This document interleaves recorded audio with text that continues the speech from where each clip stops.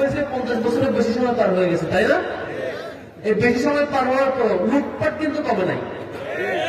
লুটপাট, চাঁদাবাজি, লুণ্ঠন, তারপর ব্যাংক অ্যাকাউন্ট খালি করে সব। আমি সারা দেশে ঘুরবার সুযোগ হয়েছে এই নির্বাচন উপলক্ষে। যে সকল প্রার্থী সকল দলের মধ্যে আছে সব যদি বিবেচনা করেন ইন্টারন্যাশনালি, ন্যাশনালি এবং দেশের জন্য কাজ করতে হবে এমন খুব সিলেক্টিভ কয়েকজন মানুষকে যদি বাছাই করতে চান আপনাকে তাহলে চুজ করতে হবে। সেই মানুষকে আপনারা পেয়েছেন আলহামদুলিল্লাহ।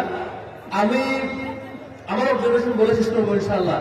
এই বাংলাদেশ স্বাধীন হয়েছে 50 বছরের বেশি সময় পার হয়ে গেছে, তাই না? এই বেশি সময় পার হওয়ার পর লুটপাট কিন্তু কমে নাই। লুটপাট, চাঁদাবাজি, লুণ্ঠন, তারপর ব্যাংক অ্যাকাউন্ট খালি করে সব টাকা পয়সা পাচার করা সবকিছু আগের মতো রয়ে গেছে।